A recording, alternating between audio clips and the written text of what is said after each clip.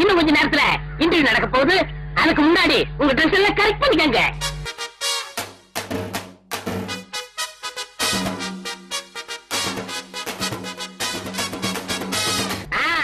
எல்லாரும் dress correct பண்ணிக்கிட்டீங்களா? அதோ super Subramaniam வருகிறார்.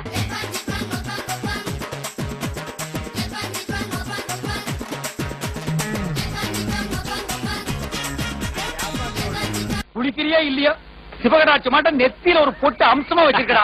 ஆனா இந்த மாதிரி வேலை செய்யறவங்க எல்லாம் இப்படித்தான் இருப்பாங்க. கூப்பிடுறேன் என் செல்லத்தை.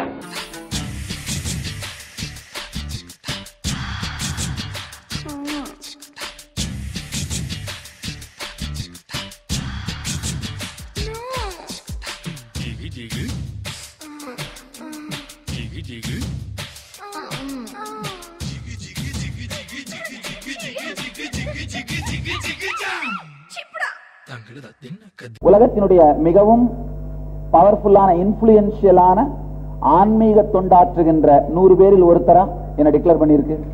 ஒரு பெரிய அலெக்சாண்டர். இதுக்கெல்லாம் ஒரு வரலாறு. என்னடா வரலாறு? சிடியா கொடுத்தாதான் மீடியா ரொம்ப இன்ட்ரெஸ்டா போடுவாங்க. என்னடா கரடி கக்கூஸ் போன மாதிரி ஒரு சவுண்ட். சட்டத்தை பற்றி எந்த விதமான கவலையும் படாமல், நாட்டை பற்றி எந்த விதமான கவலையும் படாமல், சட்டம் ஒழுங்கு இதை பத்தி கவலையே படுறதில்ல. பவர் கையில இருந்தா என்ன வேணா பண்ணலாம். பங்குனி வெளி பல்ல காட்டிட்டு அடிச்சுட்டு இருக்கு, பனி மூட்டம் இருக்கு. நான் சொல்ற ஒருவேளை இது என்னவா உண்மையோ பொய்யாக இருந்தாலும் அது எங்களுடைய ஆன்மீக விஷயம் சார்ந்த நம்பிக்கை, தனி மனித விஷயம் சார்ந்த நம்பிக்கை. இல்ல நான் என்ன சொல்றேங்க, இது ஐயோ ரொம்ப குழப்பறானே. பிரம்மச்சாரி ரொம்ப ரொம்ப டெக்னிக்கலான பல விஷயங்கள். என்ன புரிஞ்சிருச்சா? இல்ல நானே புரியாம குழம்பிட்டு இருக்கேன். உனக்கு புரிஞ்சிருச்சா? நான் ஆளுக்கு தான் சொன்ன நாய இருக்கிறது மொத்தத்தையும் மக்களுக்கு சேவை பண்றதுக்காக தான் இருக்கிறோம். கட்டாயமாக தொடர்ந்து சேவை செய்து கொண்டே இருப்போம். என்னமோ உங்க அப்பா வீட்டு சொத்தை அள்ளி கொடுக்கற மாதிரி ரொம்ப ஓவரா அழுத்துக்கிறியா? அதாவது வாழ்க்கையில பெரிய பெரிய துக்கங்கள் வரும் பொழுது நமக்குள்ள இருக்கிற கருணை உணர்வு தான் நமக்கு லூப்ரிகேஷன் மாதிரிங்கயா. நாய அடுத்தவங்க சொன்ன தத்துவத்தில நீ ஏன்டா சொல்ற? ஓகே பரவாயில்ல, என்ன இருக்கு, அவங்க என்ன கிண்டல் பண்ண வேண்டியதான், நான் நாளைக்கு அவங்களுக்கு கிண்டல் பண்ண வேண்டியதான். இதான் மனுஷ வாழ்க்கை. மீண்டும் மீண்டும் சொல்றேன், என்ன கொலகாரனாக்காத. கர்நாடக மக்களுக்கு நாங்க நிறைய சேவை பண்றோங்க. நாங்க ஒரு இன்டர்நேஷனல் ஆர்கனைசேஷன். உன்னை பார்த்தா குடுக்கிற மாதிரி தெரியலையே, நிறைய வாங்குற மாதிரி தெரியுது.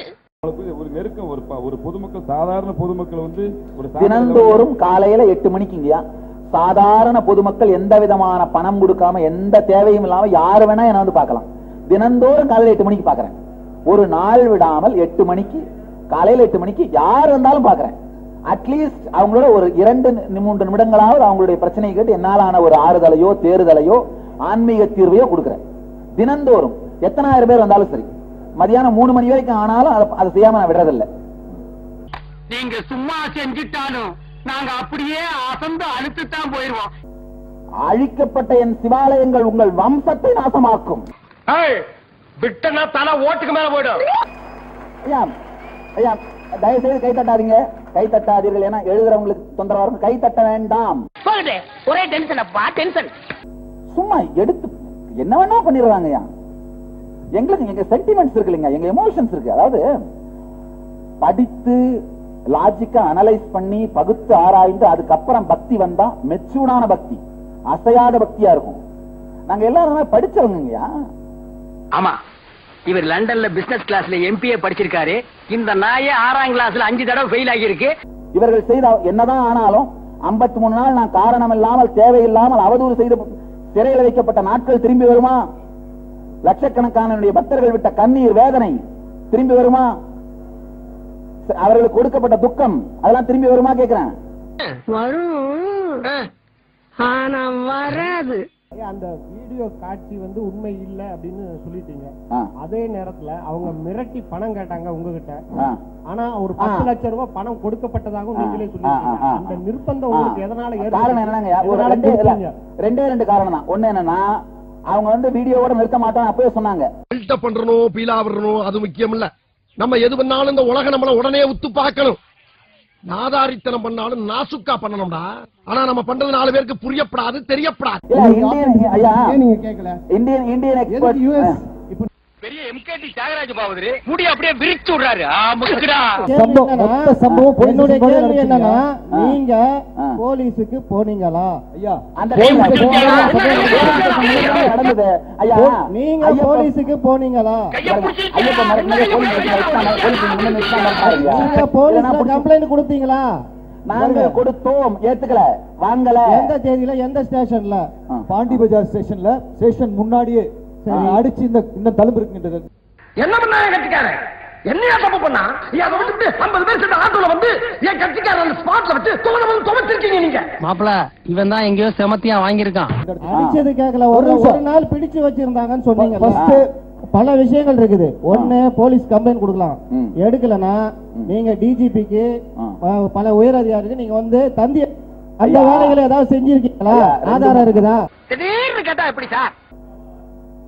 No, no. Running for, I never said I am running for cover. Then why do you have to go to Haridwar? No, I was attending the Kumbh Mela that time. No, that time Kumbh Mela was going on. It's my religious ceremony. ஐயோ, ஏன்டா என் வாயை பிடிக்க உண்மையெல்லாம் வர வைக்கிறீங்க? கிடையாது, நான் Kumbh Mela attend பண்ணிட்டு இருந்தேன். தலைமறை வந்தா நான் மூஞ்சில ஆசிரியர் விட்டதா 4 பேர் வந்தா நான் என்ன பண்றது?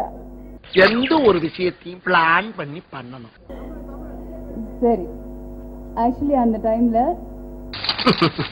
Nice care.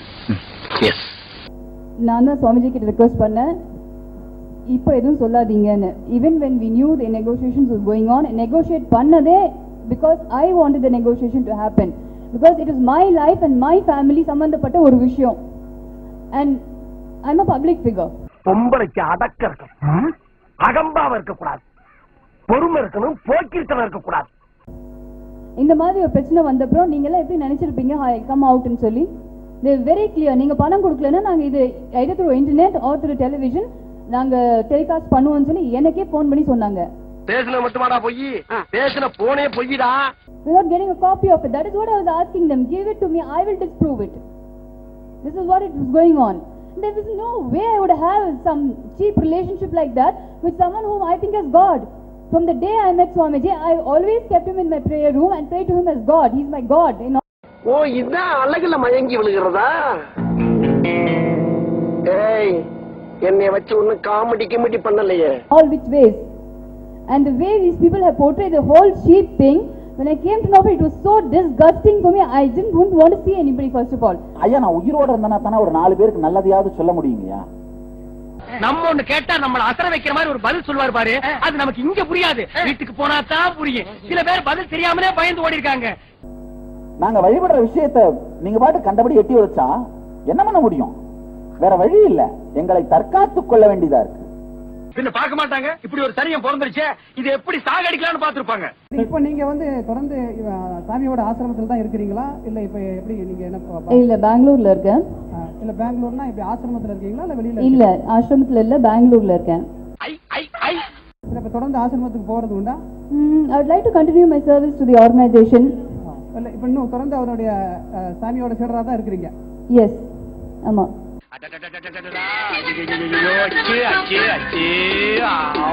இத்தனை இவங்க எல்லாரும் பாத்தீங்கன்னா உலகம் முழுக்க ஆன்மீக விஷயத்தை கேட்கறதுக்காக எங்களோட டெய்லி வந்து உட்கார்றவங்க 1,20,000 பேர் டெய்லி காலைல கேதர் ஆகுறாங்க. இந்த இன்டர்நெட் மூலமா 2-way கான்பரன்ஸ்ல வந்து கேட்கறவங்க. எனக்கும் அதுதாங்க வேலை. இதான் உன் தொழிலா? இந்த மாதிரி ஒரு தொழிலை நாங்க கேள்விப்பட்டதே இல்லையே. ஹலோ ரஞ்சிதா மேடம், ஆட்சி மாற்றம் உங்களுக்கு ஏதேனும் நீதி கிடைக்கும் என்ற நம்பிக்கையை ஏற்படுத்தி இருக்கிறதா? ஆட்சி மாற்றம் நீதி கிடைக்கும் என்ற நம்பிக்கையை ஏற்படுத்தி கண்டிப்பாக, கண்டிப்பாக. அவ்வளவு சத்தமாவா கேக்குது?